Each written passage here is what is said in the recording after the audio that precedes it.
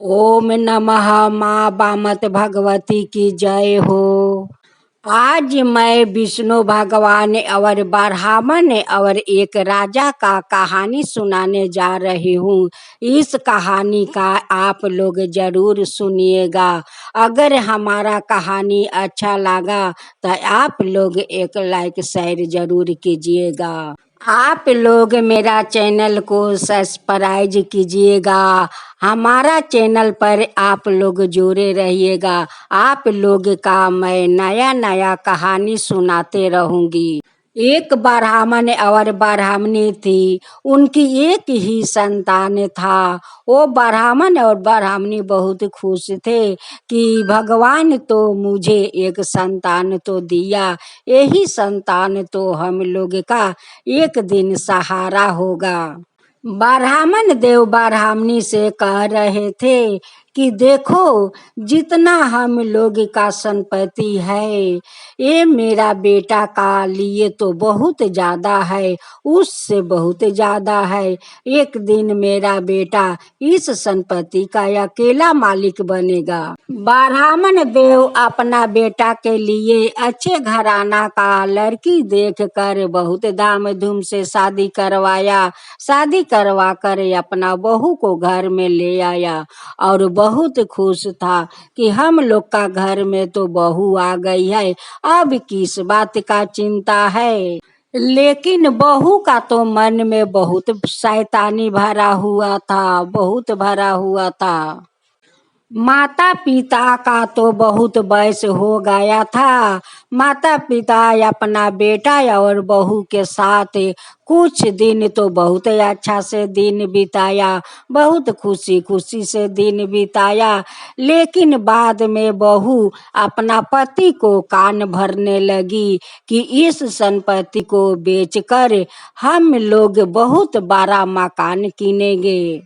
उस मूर्ख पत्नी अपना पति को कान भरते भरते सिखाते सिखाते एक दिन अपना पति से कहती है कि जाओ, कहती है कि जाओ इस कागज पर अपना पिताजी से नाम लिखवा लो, ये सारा संपत्ति अपना नाम करवा लो। वो मूर्ख बेटा जाकर अपना पिताजी से उस पर सारा संपत्ति लिखवा लेता है।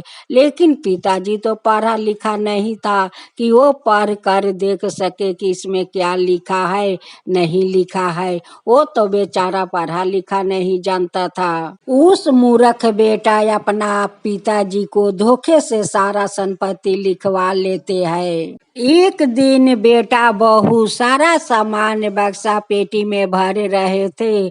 उसी समय जिसका हाथ मकान बेचा था वो लोग आ चुका था उस महल में रहने के लिए।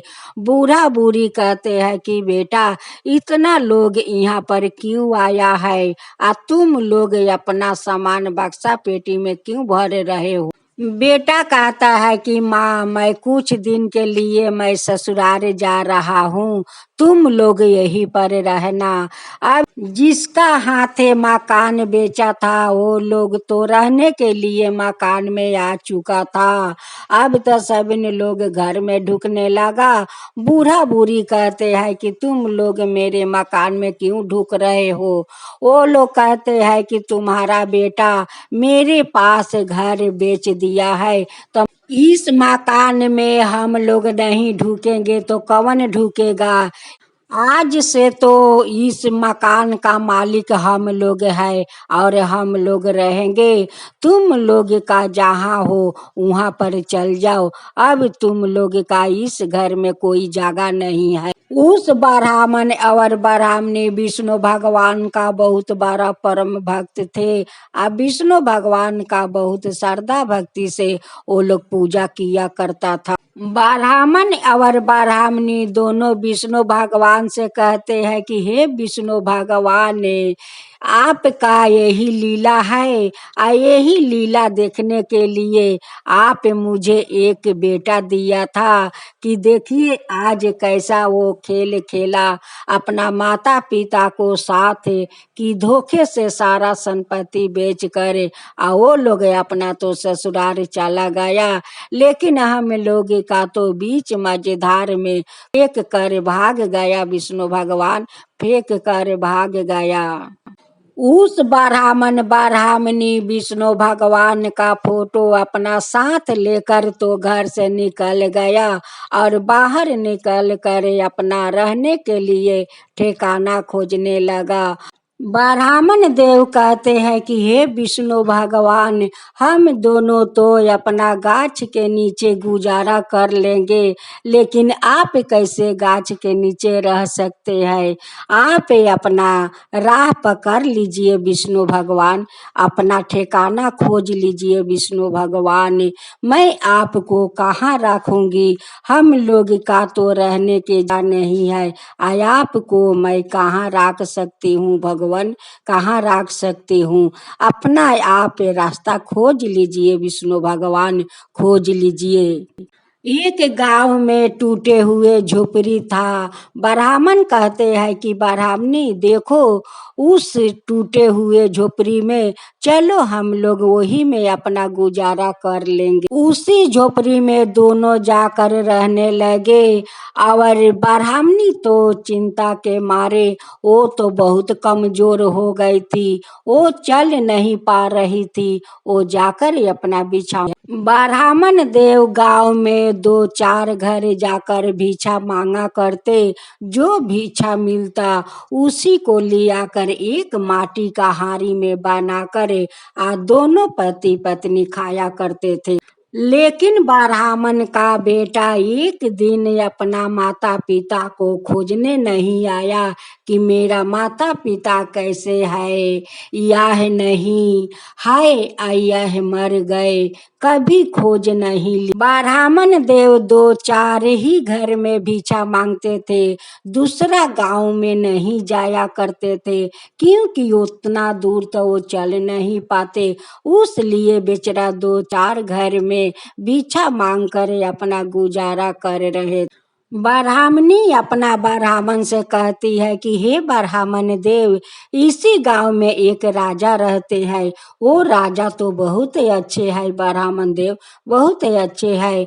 आप उनकी दरबार जाइए, आपका कुछ ज्यादा ही दक्षिणा देंगे तो कम से कम 2 दिन तो हम लोग का पेट भर का तो भोजन तो मिलेगा। दरबार जरूर जाइए। ब्राह्मण देव ब्राह्मणी से कहते हैं कि ठीक है ब्राह्मणी, मैं जरूर राजा का दरबार जाऊंगी, मैं इधर से भिक्षा मांगते मांगते जाऊंगी। अब तो ब्राह्मण देव राजा का दरबार जाने के लिए तो तैयार हो गए। ब्राह्मण देव सोचने लगे कि मैं कई घर भिक्षा मांगते मांगते राजा का दरबार जाऊंगी। अब तो ब्राह्मण देव कई घर में तो घूरा, कोई भिक्षा नहीं दिया। अब तो ब्राह्मण देव कहते हैं कि आज मेरा जजमान लोग का मूड अच्छा नहीं है, उस लिए आज मुझे वो लोग भिक्षा नहीं दे रहे हैं। ठीक है, मैं ब्राह्मण देव सोच रहे थे कि ठीक है, मैं खाली हाथ राजा का दरबार जाऊंगी, राजा तो मुझे बहुत सारा दान दक्षिणा देंगे, तो मेरा तो 2 दिन तो खर्चा हो ही जाएगा। यही सोच कर ब्राह्मण राजा का दरबार जाने लगा। जाते जाते देखते हैं कि एक जजमान अपना दरवाजे पर खड़ी है। ब्राह्मण देव उनकी पास जाकर कहते हैं कि जजमानी भिक्षा देहीन, भिक्षा देहीन। उस औरत एक मुट्ठी चावल लिया कर देती है। ब्राह्मण देव चावल को लेकर अपना धोती में बांध लेते हैं।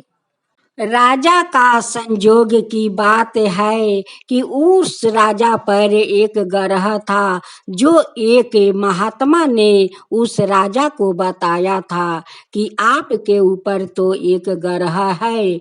राजा कहते हैं कि हे महात्मा, उस ग्रह से मुक्त कैसे मिले। उस महात्मा राजा को बताते हैं कि हे राजन, आप राजा का पोशाक पहनते हुए और खाली पाँव आपको रास्ता में चलना होगा और जो कोई आपके सामने आ जाएगा उसी के सामने आप जाकर हाथ पसार कर भिक्षा मांगना होगा, तभी आप उस ग्रह से मुक्ति पा सकते हैं। अब तो राजा साहेब बहुत चिंता में पड़ गए कि मैं तो राजा हूँ, सब प्रजा को मैं देखभाल करता हूँ, अब मैं अगर जाऊँ किसी को सामने हाथ पसार कर मैं भिक्षा मांगूं तो प्रजा मुझे क्या कहेंगे कि जो राजा सभी का दाता है, सभी को दान पुण्य करता है, आज कौन ऐसा आवश्यक पड़ गया है कि आज राजा को भिक्षा मांगना पड़ा है। राजा अपना नौकर से कहते हैं कि अच्छा, आप लोग बताओ मेरा भिक्षा मांगना अच्छा होगा। वो नौकर लोग कहते हैं कि हे राजा, अगर महात्मा जी को बात आप नहीं माने और अगर आपको कुछ हो गया तो आपका जो इतना सारा प्रजा है वो लोग का क्या होगा। राजा साहेब, क्या होगा ये तो सोचिए हम लोग का बारे। राजा कहते हैं कि ठीक है, अगर मेरा इसी में भलाई है तो मैं जरूर भिक्षा मांगूंगी। राजा राजा तो अपना ही पोशाक में है, लेकिन राजा का पैर में तो जूता नहीं है, वो तो खाली पैर रास्ता में चल रहे थे। इधर से ब्राह्मण देव जा रहे थे। जैसे राजा अपना दरबार से रास्ते में आते हैं वैसे उसी ब्राह्मण पर नजर पड़ जाता है। राजा उनकी पास जाकर हाथ पसार कर भिक्षा मांगते हैं। ब्राह्मण देव राजा का भिक्षा मांगते हुए देख कर ब्राह्मण देव राजा का ऊपर नीचा देखने लगे और सोचने लगे कि मेरे सामने ये राजा भिक्षा मांग रहे हैं, जो राजा सारा प्रजा के राजा है, सभी को दान पुण्य करता है, आज ये राजा मेरे पास हाथ पसार कर भिक्षा मांग रहे हैं। ब्राह्मण देव राजा से कहते हैं कि हे राजन, आपका कौन ऐसा आवश्यक पड़ गया कि मेरे सामने हाथ पसार कर आप भिक्षा मांग रहे हैं। राजा कहते हैं कि हे ब्राह्मण देव, मेरे बारे में आप कुछ मत पूछिए, बस मुझे आप भिक्षा दे दीजिए। ब्राह्मण देव कहते हैं कि हे राजन, आज तो मैं 4-5 दरवाजे गए लेकिन मुझे तो भिक्षा नहीं मिला, लेकिन एक जजमान थी कि वो मुझे एक मुट्ठी चावल दिया। राजन, एक मुट्ठी चावल दिया।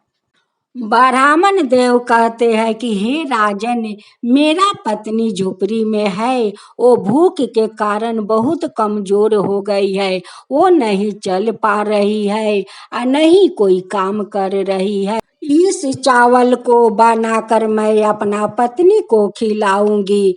राजा कहते हैं कि हे ब्राह्मण देव, उसी में से कुछ मुझे भिक्षा दे दीजिए।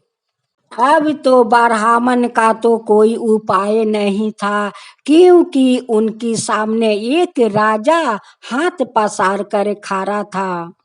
ब्राह्मण देव चावल का पोटली खोलकर उसी चावल से 5 चावल के दाना लेकर उस राजा का हाथ में दे देते हैं। राजा वही 5 चावल के दाना खुशी से लेकर अपना दरबार में लौट जाते हैं।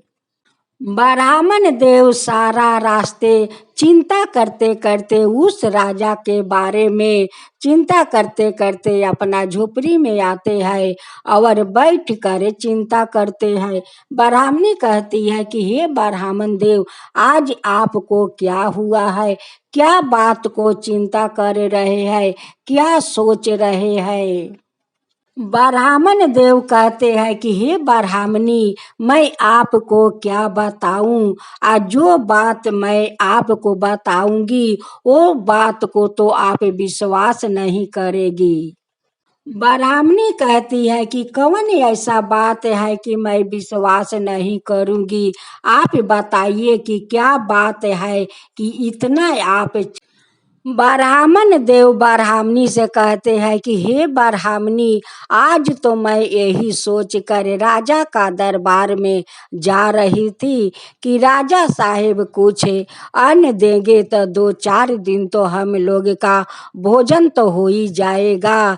लेकिन देखो संजोग का बात कि विधाता कैसा लिख देता है। आज जिसके पास मैं भिक्षा मांगने गया था उसी राजा ने हमारा सामने आकर हाथ पसार कर हमसे भिक्षा मांगने लगे। हम तो देख कर बहुत आश्चर्य में पड़ गया और बहुत चिंतित में पड़ गया कि भाई ये कैसा संजोग है कि एक राजा एक भिखारी के पास आकर हाथ पसार कर भिक्षा मांगता है। इसी बात का मैं चिंता करती हूँ, उस राजा का बारे में सोच कर मैं चिंता करती हूँ ब्राह्मणी, चिंता करती हूँ। देखो ये कैसा संजोग लिखा है।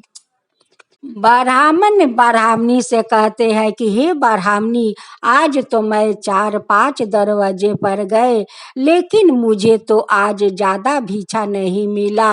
एक जजमान दरवाजे पर खड़ी थी, उसी के पास गए और उसी जजमान ने मुझे एक मुट्ठी चावल दिया और इसी चावल से 5 दाना लेकर मैं उस राजा का हाथ में दे दिया। यही आज का मेरा दक्षिणा है और इसी में हम लोग का गुजारा करना है।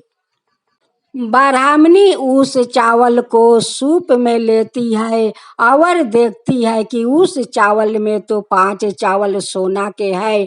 ब्राह्मण देव से कहती है कि हे ब्राह्मण देव, इस चावल में तो देखिए 5 चावल सोना का है।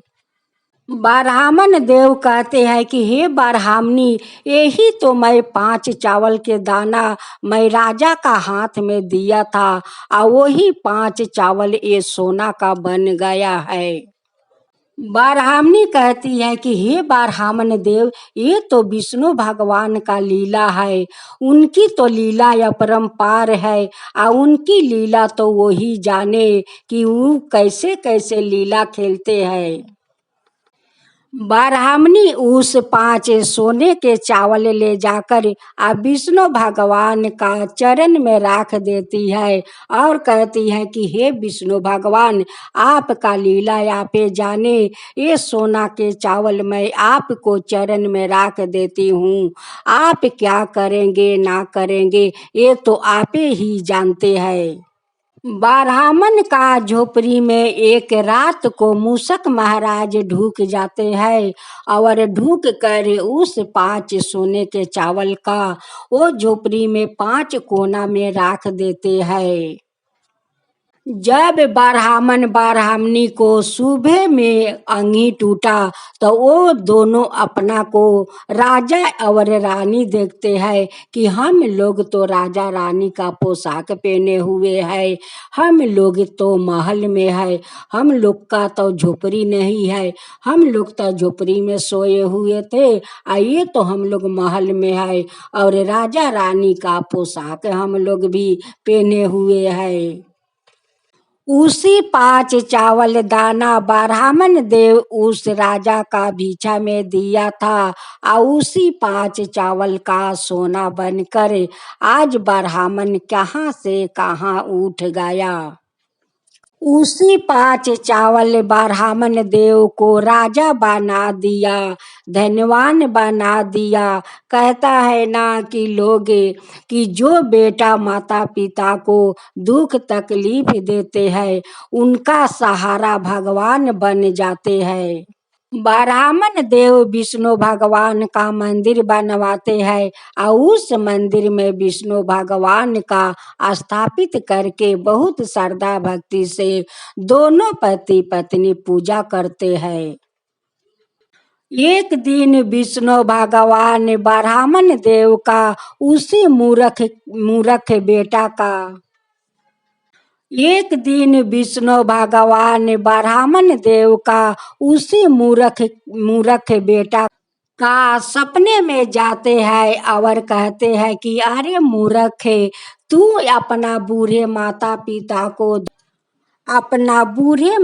पिता को धोखे से तू सारा संपत्ति लिखवा कर आ तू ससुराल भाग गया। आ बूढ़ा माँ बाप का तू धक्का मार कर तू बाहर निकाल दिया। देख तेरे ससुराल वाले क्या करते हैं तेरे साथ। जो तू अपना माता पिता के साथ किया है उससे ज्यादा तुझे होने वाला। तू द्वार द्वार भिक्षा मांगेगा फिर भी तुझे भिक्षा नहीं मिलेगा। तू एक एक अन्न बाहर तरसेगा। तू आज तक अपना माता पिता का एक बार तू खोज नहीं लिया रे मूर्ख बेटा, तू खोज नहीं लिया। तू कितना मूर्ख है रे, कितना मूर्ख है। अब जाकर देख अपना माता पिता को, देखेगा तो तेरा पैर को धरती घिसक जाएगा और तेरा आँख फटे के फटे रह। जब उसका अंगी टूटता है तो अपना पत्नी से कहता है कि देखो मेरे सपना में विष्णु भगवान आए थे और बहुत गुस्से में थे और कहते हैं कि अरे मूर्ख, देख जाकर अपना माता पिता को, देखेगा तो तेरा पैर से धरती घिसक जाएगा। एक दिन ब्राह्मण के बेटा जाता है उस गांव में अपना माता पिता को देखने। जब उस महल में ढूक कर अपना माता पिता को राजा रानी का तरह देखता है और महल के अंदर देखता है तो उनकी आंख फटे के फटे रह जाता है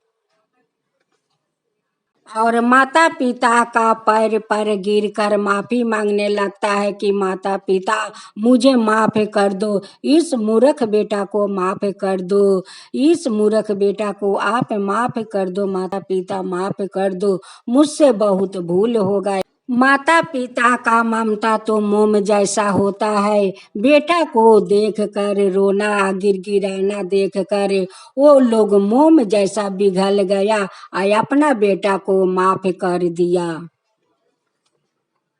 और अपना बेटा बहू को उस महल में बुला लिया। उस महल का तो मालिक भी बन गया वो मूर्ख बेटा।